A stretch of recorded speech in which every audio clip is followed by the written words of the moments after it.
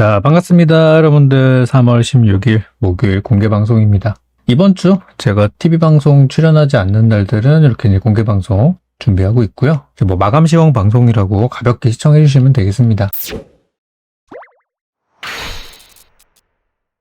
자, 이제 오늘 우리나라 시장이 잘 끝났어요. 생각보다. 어제 유럽 폭락하고 미국장 깨졌다고 생각하면 상대적으로 좀 좋았다는 생각이 들어요. 그래서 이제 오늘은 어떻게 좀 봐야 될까?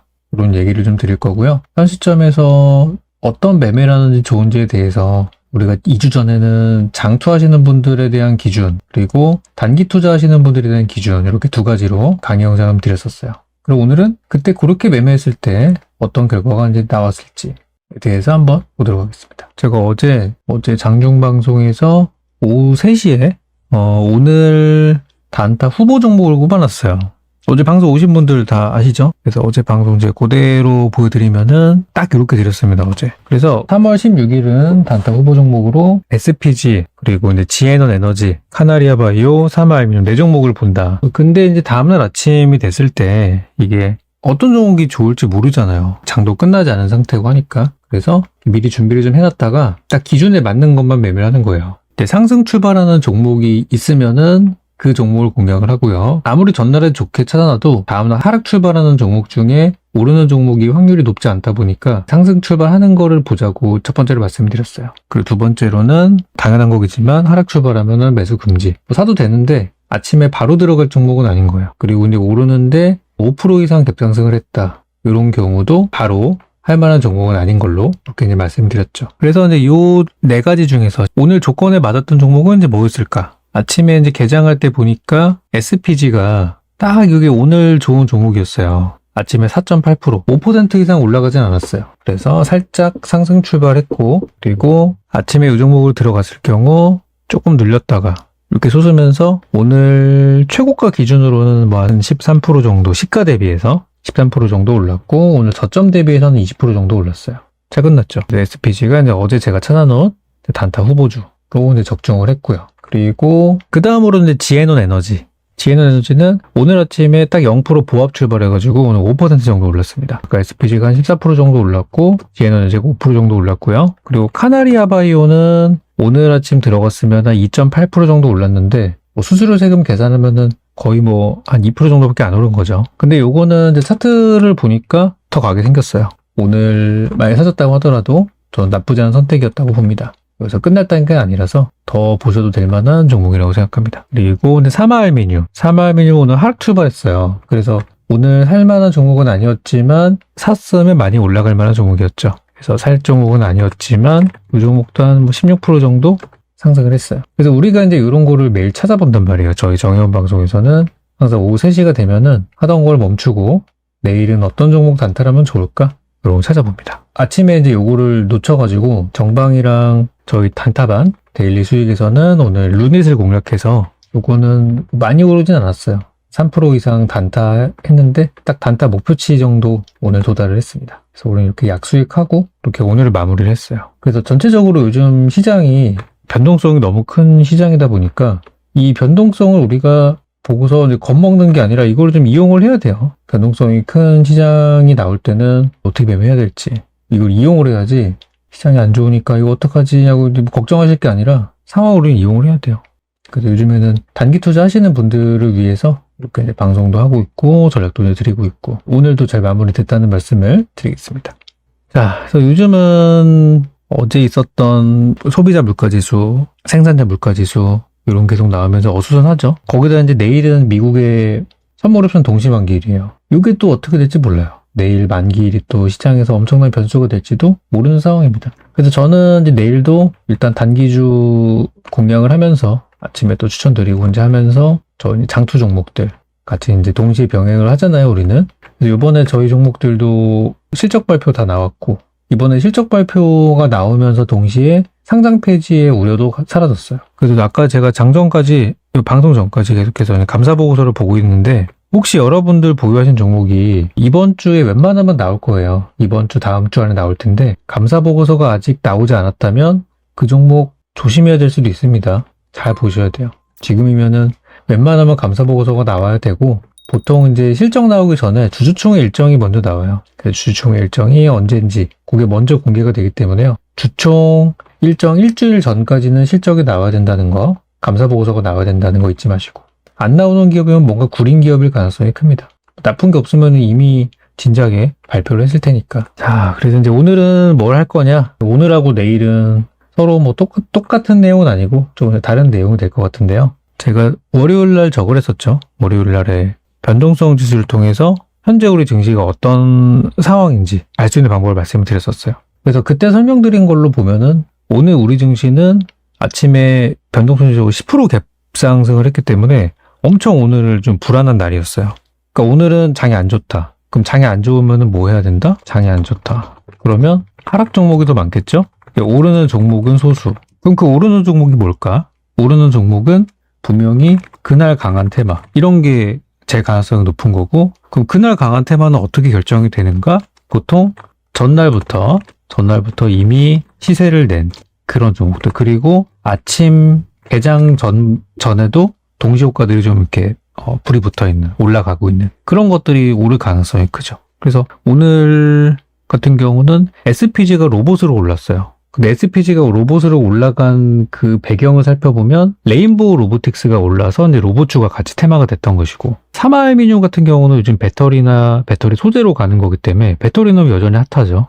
내일까지도 좀 배터리 쪽은 핫할 거라고 봐요. 그리고 카나리아 바이오는 개별 재료. 저거는 뭐 딱히 테마 형성된 건 아니고요. 지에논 에너지도 저것도 뭐 요즘 신재생 에너지로 봐도 괜찮고, 뭐 배터리 소재로 봐도 괜찮고, 요즘 트렌드에 대한 종목들이죠. 장이 안 좋을 때는 저렇게 돈이 몰린다는 거를 우리가 파악을 하고, 그렇다면은 오늘 같은 날에는 뭐 우량주 이런 거 하는 게 아니라 잡주하는 거예요. 이런 날에는. 그래서 오늘도 이제 단타를 좀 해야 되겠구나. 오늘은 조금 돈이 몰리는 날이니까 좀 공격적인 테마를 한번 해봐도 되겠다. 뭐 저는 그렇게 생각을 했었어요, 오늘. 그래서 내일도 이제 아침에 지수 나오고 나서 한 1분 정도 보면은 변동성 지수가 방향을 좀 찾을 것이고, 방향을 좀 찾고 나면은 그때 이제 오늘은 어떻게 해야 되겠다. 윤곽이 좀 드러나니까요. 요거를 잘 활용해 보시기 바랍니다. 여러 가지를 준비했는데 그 중에 이제 간단한 거 하나 보고 가도록 할게요. 오늘은 좀 단기 투자에 대한 얘기를 좀 드려볼까 합니다. 지난 시간에 제가 단타 종목 찾는 방법에 대해서 이미 한번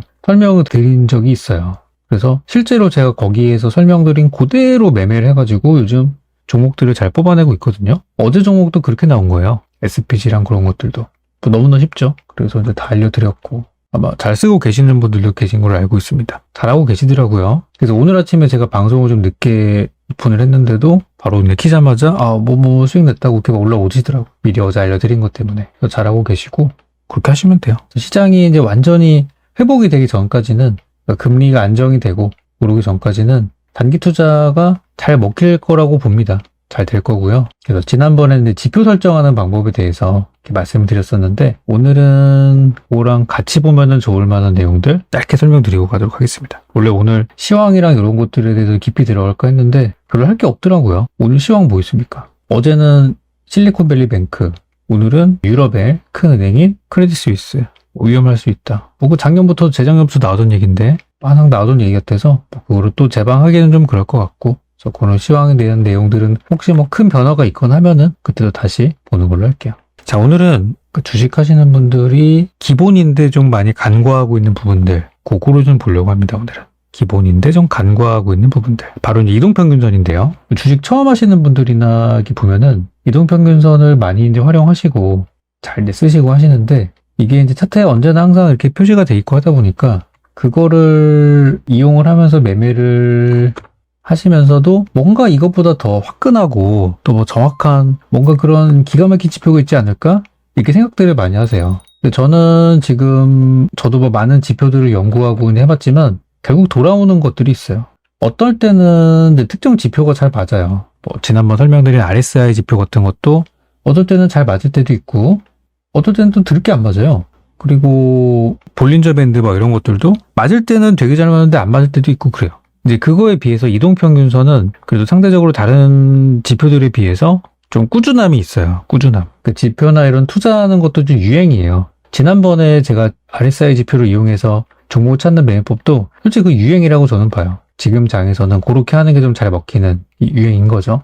그래서 오늘은 좀 국밥 같은 한번 알아놓으면은 좀 꾸준히 쓸만한 그런 이동평균선에 대한 얘기를 좀 드리도록 하겠습니다. 저는 보통 강의하는 내용들이 조금 난이도가 있는 거를 많이 하다 보니까 그런 부분 어려움들을 많이 호소하시더라고요. 그래서 오늘은 쉬운 거 하나 설명을 드리도록 할게요. 우리가 이제 매매를 하다 보면은 이 종목이 어디까지 올라가고 어디까지 내려갈지에 대한 질문이 되게 많아요. 그러니까 보통 이제 목표가와 이제 손절가에 대한 얘기를 하게 되는데 목표 손절가를 설정하는 방법 얘기로 들어가면은 기계적으로 하는 방법이 있고 좀 추세를 보고 결정하는 방법들이 있어요. 근데 보통 저는 단타할 때는 좀 기계적으로 하는 편이에요.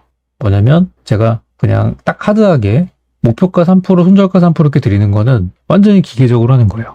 기계적으로 3%를 정했다, 5%를 정했다 이렇게 딱 정한 가격대가 되면은 팔고 빠질 때 3%, 5% 되면은 팔고 올라갈 때도 마찬가지로 그렇게 이렇게 하는 딱 하드하게 하는 방법이 있고 추세를 보고 결정하는 방법들이 있어요. 그러니까 추세를 본다는 거는 지금은 좀 빠지지만 이게 기다려보면은 좀 좋을 수도 있는 날들이 있잖아요. 그런 경우는 안 파는 게 낫죠. 그래서 이제 그런 거를 결정하는 부분에서 이제 이동평균선들의 역할이 좀 중요하고 반대로 목표가를 볼 때도 이게 어디까지 올라갈 거냐 그런 목표가를 설정하는 부분에서도 이동평균선들이 많이 활용이 되는데 일단 제 화면을 좀 보시면 선들이 이제 많이 그려져 있어요. 근데 그게 뭐 다 지금 쓰는 것들은 아니고요. 여러 가지 이제 하다 보니까 이것저것 이제 쌓이게 됐는데 이 포스코 엠텍이라는 종목을 보니까 아무거나 띄워본 거예요. 오늘 급등한 종목 중에서. 보니까 주가가 지금 가고 있는데 주봉으로 보는 게 좋겠다. 아까 제가 단타 얘기한다면서 왜 갑자기 주봉을 보느냐. 이게 또 연관성이 있거든요. 상호간에. 선들이 이제 많이 있는데 그 중에서 오늘 요 선을 한번 봅시다. 여기 차트에 선들이 이제 많이 있는데 그 중에서 요 회색 선으로 그려져 있는 선, 요 선을 한번 볼게요. 제 차트의 회색 선은 요거는 이제 121선이에요. 일봉 차트에서 사용하는 건데 요 120선의 의미가 상당히 있어요. 121선의 의미에 대해서 한번 설명을 드릴게요. 우리가 이동평균선 많이 쓰시면 저 의미를 잘 모르고 쓰시는 경우들이 많이 있어요. 자, 121선의 의미는 뭐냐? 요거는 120일 동안의 평균치에 120일 동안 종가를 다 더한 다음에 평균치를 대요. 그러면 어떤 특정 가격이 나오죠? 그걸 점을 찍습니다. 그리고 내일이 되면은 내일을 포함한 120일 동안의 그런 평균치가 있을 것이고 거기에 나온 수치가 있겠죠? 그것도 점을 찍어요. 그렇게 해서 연결한 선이 121선이에요. 중요한 포인트는 오늘이 포함됐다는 거예요.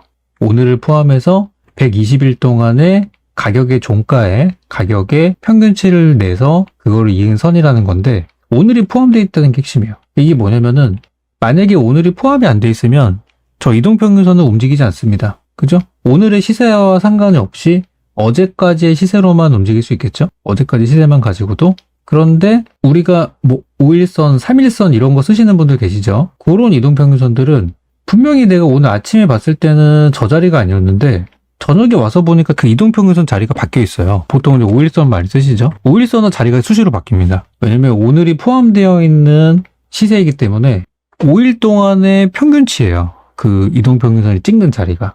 그러면 오늘이 상당한 영향력을 미치겠죠.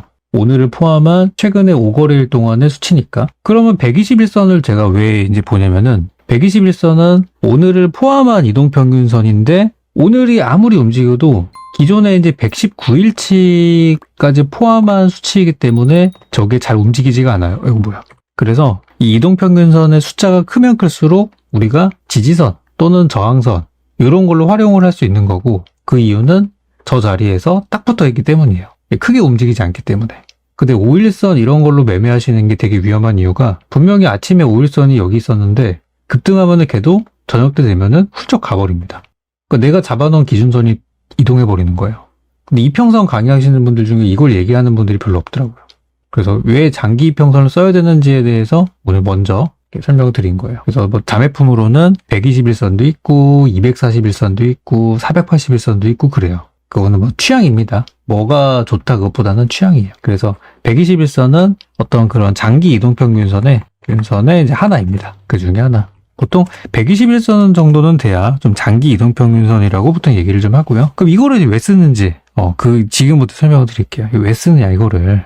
뭐가 의미가 있길래. 이 121선은 아까 이제 120일 동안에 이제 종가의 평균 가격을 이은 선이다. 아우 되게 복잡하다. 그죠? 사전적인 의미는 그래요. 근데 120일이라는 거는 우리가 보통 6개월이라고 얘기를 합니다. 6개월. 왜 6개월이 나오냐? 한 달에 거래일이 20일씩 있기 때문에 한 달은 20일이라고 치고 120일이 6개월이라고 그냥 대충 얘기하는 거예요. 어떤 달은 20일이 넘는 날도 있고 그렇죠. 보통 넘죠, 조금씩. 근데 그냥 그렇게 얘기를 합니다. 저게 의미가 있는지를 보려면 제가 준비한 종목 가져오면 기가 막히게 맞아요. 보통 강의하시는 분들이 항상 실수하는 게 내가 준비한 종목은 잘 맞죠. 근데 다른 사람이 들고 있는 종목은 안 맞을 수도 있어요. 그래서 그냥 여기 아무거나 랜덤하게 한번 찍어볼게요. 여기 이제 엠로라는 종목이 있는데 보니까 주가가 이렇게 가다가 요 회색선이 120선이에요. 제 차트에서는. 어떨 때는 주가가 그 아래에 있었던 적도 있었어요. 그죠? 이때 보니까 이날 주가가 8%씩 급등을 했는데 다음날 이 회색선을 못 넘어가고 있어요. 이전에도 보니까 계속 못 넘어가요. 계속 부딪히면서 떨어지고 있죠. 이랬던 시절이 있고 조금 더 가다 보면은 갑작스럽게 여기서 치솟으면서 이 회색선을 뚫어버리면서 날아가 버리는 순간들이 있어요. 여기서 한 가지 우리가 알 수 있는 게 저 121선이라는 녀석은 저항선, 그러니까 주가가 올라갈 때 더 이상 못 올라가게 하는 막는 역할을 하는구나. 그리고 그 자리를 돌파하면은 새로운 시세가 나오는구나. 이때 이 종목을 보니까 그런 부분이 캐치가 돼요. 그죠? 다른 종목도 한번 볼게요. 포스코 엠텍이라는 종목인데 얘도 보면은 이 회색선을 못 넘던 시절도 있었고요. 이렇게 뭐 훌쩍훌쩍 넘어갔던 시절도 있었어요. 그죠? 근데 이제 이런 자리들을 이제 보니까 회색선을 요날도 보면 29%까지 올라갔었는데 회색선을 넘지 못하고 주저앉았고 여기선 넘어갔었어요. 그죠? 회색선을 이렇게 넘나들면서 가격 형성한 종목도 있어요. 근데 이제 잘 보시면은 이 회색선을 돌파할 때 거래량이 실려가지고 돌파한 다음에는 어지간하면 무너지지 않고 좀 장기 시세들이 많이 나와요. 그죠? 이날이 되게 의미 있었던 날인 거죠. 거래량 보니까. 그리고 주가가 한참 올라갔다가 떨어졌어요. 떨어졌는데 이 회색선 부근에서 무너지지 않고 반등을 하네? 이런 자리들. 다른 종목 한번 볼까요? 오늘 SFA 반도체라는 종목이 호재가 좀 있었어요. 삼성전자에서 대규모 투자한다 그래가지고 그것 때문에 주가가 올라갔는데 회색선을 굵게 그려놓은 선이 있었는데 요거를 지난달에 한번 살짝 올라갔다가 지키지 못하고 내렸어요. 그리고 이번에 엄청난 거래량과 함께 돌파가 나왔어요. 이거는 이미 시세가 나온 건 아니지만 제가 한 예언을 하나 하자면은 이 종목은 저는 장기 우상향이 나올 것 같아요. 장기적으로. 이때도 분명 돌파했는데 여기는 왜 시세가 이어지지 못했을까? 저는 거래량이 포인트라고 봅니다. 근데 오늘은 거래량이 이제 굉장히 큰 거래량이 나왔기 때문에 장기 우상향을 예상하는 거고 이제 오늘이 어떤 변곡점이 됐을 거라고 저는 생각을 해요. 그동안 하락하던 이 추세가 오늘로써 상방으로 가는 그런 결정적인 순간이 되지 않을까라고 보고 있어요. 다른 종목 한번 볼게요. SNS텍이라는 종목이 있는데 이 종목도 분명히 과거에 이 회색선을 넘지 못했던 시절이 있었어요. 그런데 그러다가 이 회색선을 강하다는 거는 그동안에 최근에 보지 못했던 거래량으로 그거를 돌파했다는 건데 그 뒤로 좀 빠지긴 했네요. 좀 흔들다 갔구나. 바로 거지는 못하고. 그러다가 결국에는 이제 시세를 붙여서 얘는 좀 지저분하게 가긴 했네요. 좀 시총이 좀 있다 보니까 보통 이렇게 상한가 한 번에 못 가고 이렇게 좀 지저분하게 가는 이런 종목들은 그리고 거래량도 좀 나오는데 그렇게 간다. 시가총액이 큰 종목들이에요. 그렇지만 이 회색선을 강하게 돌파한 거는 의미가 있었어요. 강하게 돌파한 다음에 주가가 우상 장기적으로 올라가는 모습이에요.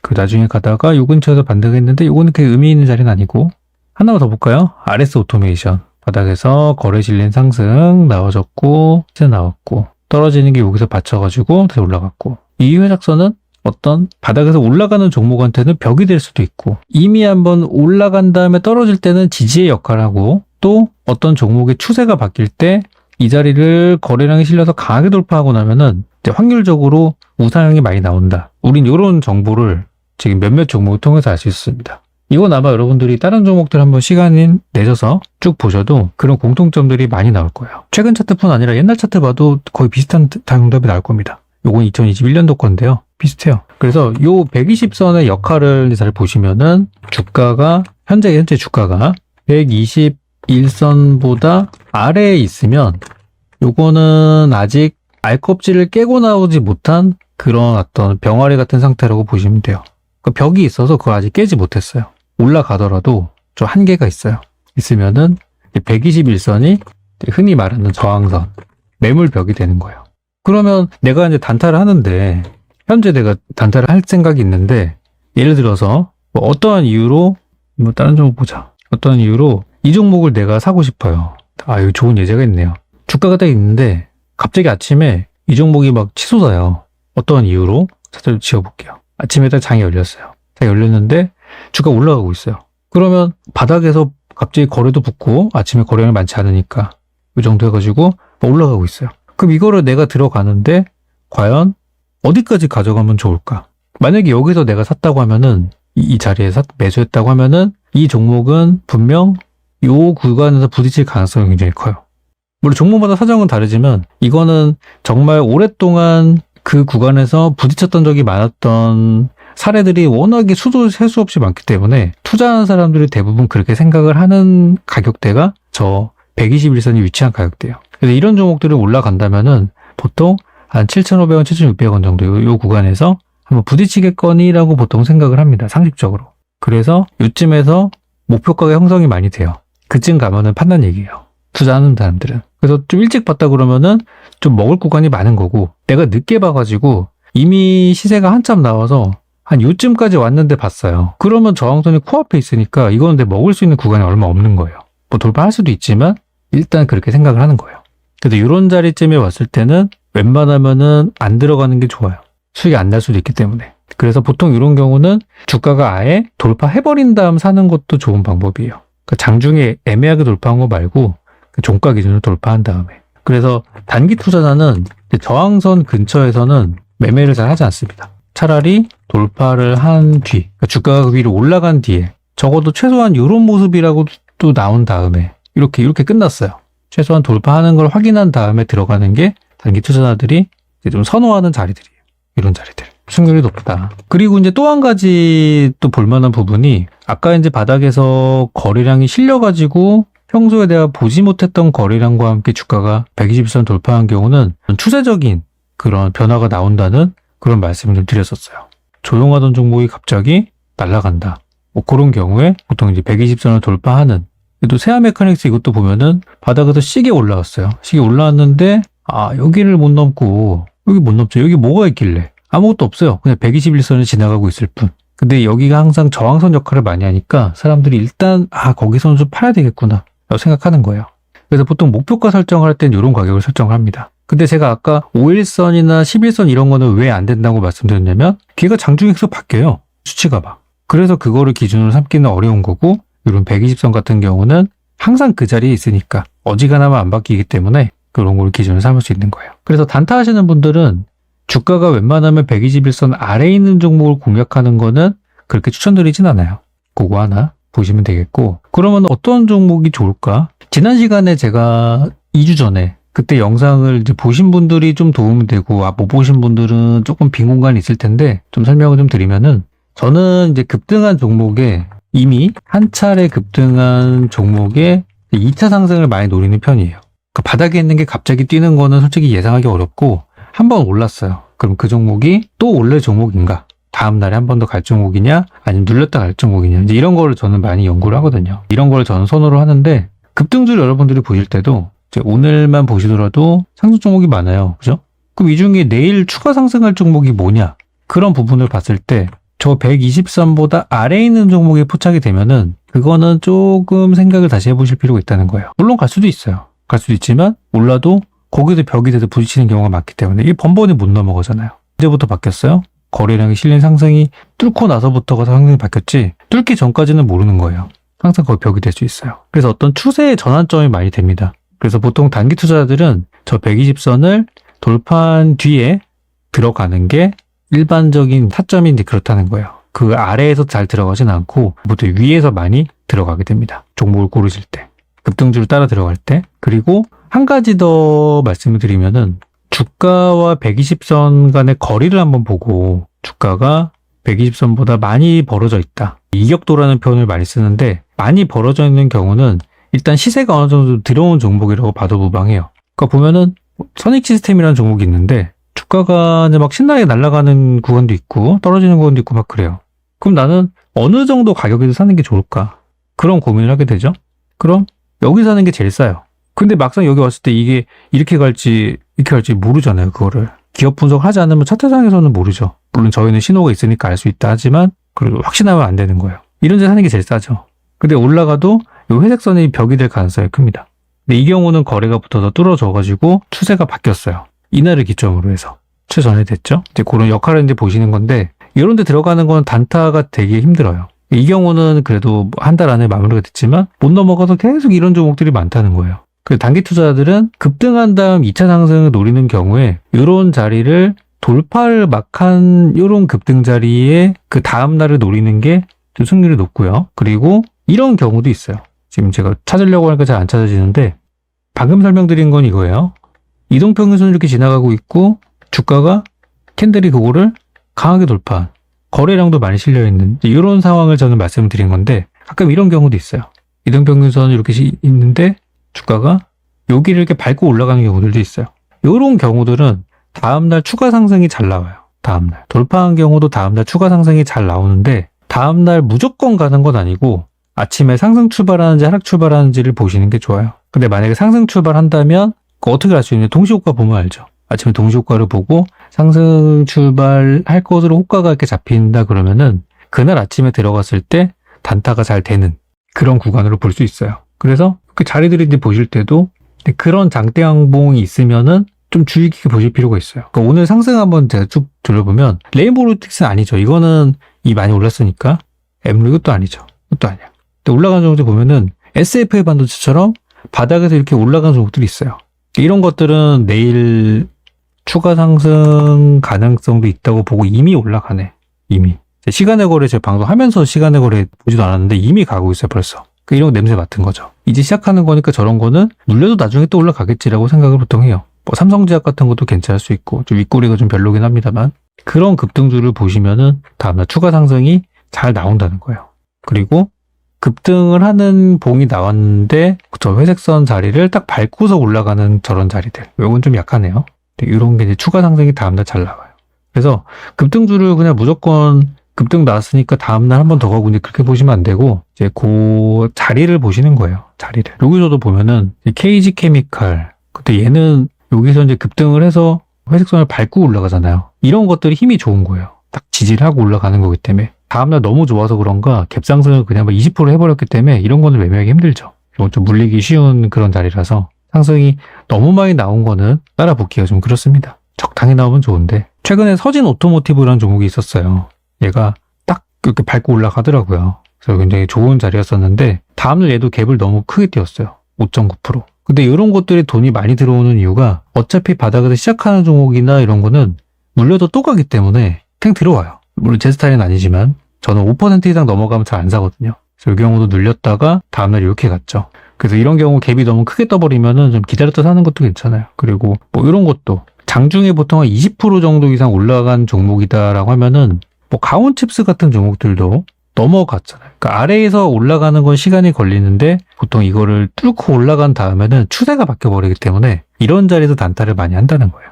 거래도 오랜만에 많이 실렸죠? 그런 거. 다음날 어떻게 될지 뭐 오늘 이 당일날에는 몰랐겠지만 아마 제가 2월 6일날에도 단타 콘텐츠를 했으면은 좋다고 얘기를 했을 거예요. 실제 저희가 매매했던 거를 좀 보여드릴게요. 저희 홈페이지 가보시면은 저 이제 매매 내역들이 나와요. 최근 건 업데이트를 안 해놨네. 저희가 이거는 물론 잘했다는 건 아니에요. 잘한 매매는 아닌데 우리가 SATENG라는 종목을 여러 번 매매를 했었어요. 여기 이제 수익률표를 보면은 3월 13일날 한번 매매를 했었고요. 그리고 SATENG가 아마 예전 보면은 우리가 이제 언제 했었냐면은 이때도 한번 샀었어요. 이때 보면은 이 회색 선을 기준 삼아서 이거를 거래량에 실려서 돌파한 다음 날이 승률이 높다.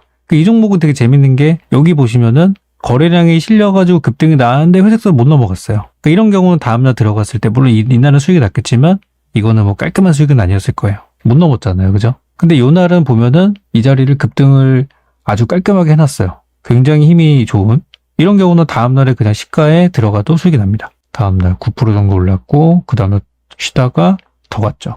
그리고 시간이 좀 지나서 요때 다시 한번 급등이 나와가지고 이거 뚫은 장대 양봉이 나왔죠. 근데 이날은 조금 아쉬웠던 게 여기 물량이 있었던 여기서 못 판 사람들이 여기서 대기하고 있어가지고 좀 가다 마는 흐름이 나왔어요. 그리고 거래량이 이때는 역대급 거래량이 터져가지고 되게 힘이 셌는데 그때부터 힘이 약했어요.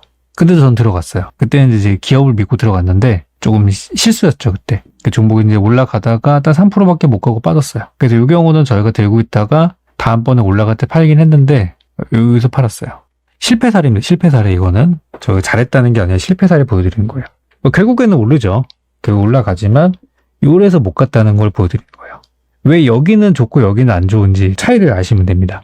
그리고 시간이 지나서 그 다음에 또 큰 거리량이 나서 이때는 다시 한번 해서 성공했는데 사실 제일 좋은 베스트 자리는 여기였어요. 이 자리가 제일 좋은 자리였고 여기서는 별로였고 여기서도 나쁘진 않았는데 어떤 이때처럼 당일에도 수익 나고 다음날에도 추가 수익이 나고 이제 그런 자리는 아니었던 거죠. 대충 위치를 그렇게 여러분들이 네 맞아요. 첫 상한가 그런 자리가 이제 되게 좋은 거예요. 그리고 티라유텍이라는 종목도 한번 볼까요? 요거는 저희 이제 장기주인데요. 이 종목이 그동안 내내 못 가다가 요 날이었죠. 갑작스럽게 거래량이 들어오면서 상한가를 간 적이 있었어요. 그래서 와 드디어 시작이구나. 저도 문자 드렸어요. 아 이제 시작입니다. 이제 드디어 오래 기다리셨다. 이제 시작입니다. 말씀드리고 그 다음날 갭을 너무 크게 띄워가지고 너무 크게 띄우면은 단타가 잘 안 돼요. 어쨌든 이제 많이 올랐고 그 뒤로 이제 추세가 완전 바뀌어버렸죠. 그날 샀어도 이거는 뭐 괜찮은 종목이었어요. 결과적으로 봤을 때는 해피엔딩이 잘 됐죠. 그리고 제가 요날 요 3월 10일 날에 요거를 단타 종목으로 뽑아놨어요. 여기까지 보고서 요거 괜찮다. 근데 좋은 자리는 사실 요 날이 더 좀 좋은 자리긴 해요. 왜냐면 여기서는 물려도 올라갈 거라는 생각할 수 있는데 같은 패턴이 너무 여러 번 나오면은 첫 번째가 확률이 제일 높고 두 번째 확률이 좀 덜해요. 근데 이날 좋다고 제가 생각했던 거는 거래량이 굉장히 컸기 때문에 그거를 좀 크게 생각을 했어요. 그래서 뭐 사진 않았어요. 아침에 너무 갭이 크게 떠가지고. 저는 5% 이상 뜬 건 잘 안 사거든요. 그래서 만약에 샀어도 당일이 아니라 다음날 수익이 났겠죠. 저희 장투 종목. 그리고 KCS? 요것도 보시면은 이거는 뭐 오늘 설명할 그럴 패턴은 아니네요. 근데 얘도 보면 121선 얘도 계속 못 넘어갑니다. 얘 보면 시도하는데 계속 못 넘어가죠? 이 꼬리를 남기고 이거는 못 넘어간 거예요. 넘어갔다고 하는 거의 정의는 뭐냐면 이평선이 이렇게 있으면은 주가가 그거를 온전하게 이렇게 넘어가야 돼요. 뭐 조금의 윗꼬리는 있을 수도 있습니다. 근데 어쨌든 종가 기준으로 확실하게 넘어가야 돼요. 애매하게 간 거 말고 막 이렇게 애매하게 넘어간 건가 아닌가? 이렇게 애매하게 이렇게 끝나는 거 말고 확실하게 넘어간 것이 이게 돌파했다고 하는 거의 정의예요. 이건 아니에요. 애매한 거예요. 못 넘어간 겁니다. 그래서 이때도 분명히 돈이 많이 들어왔는데 뭐 그때 장이 안 좋았던 것도 한몫할 거예요. 그 작년 8, 9월 때 안 좋았으니까.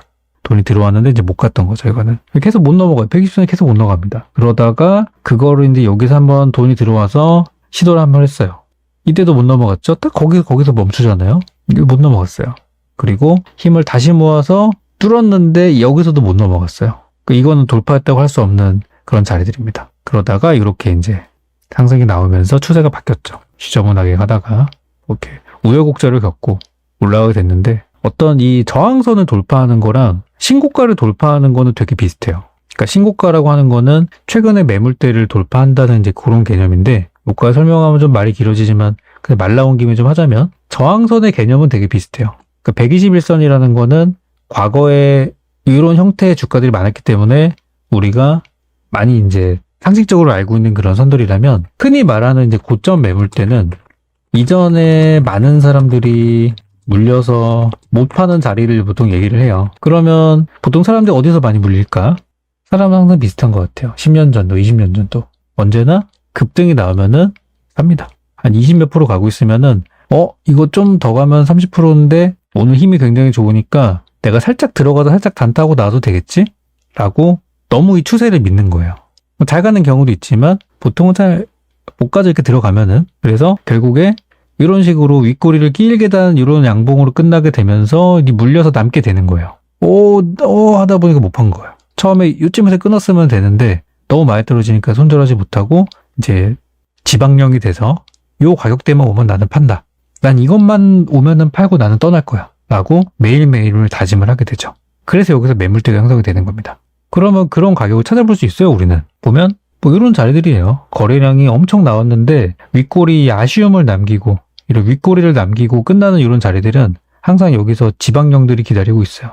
그리고 나서 못 팔았어. 중간에 수익이 났던 분들도 계실 거예요. 중간에 들어가서 수익이 났었을 수도 있는데 대응을 못해서 빠진 경우도 있겠죠. 어쨌든 요 근처에서는 이제 물리신 분들이 많이 있는 거예요.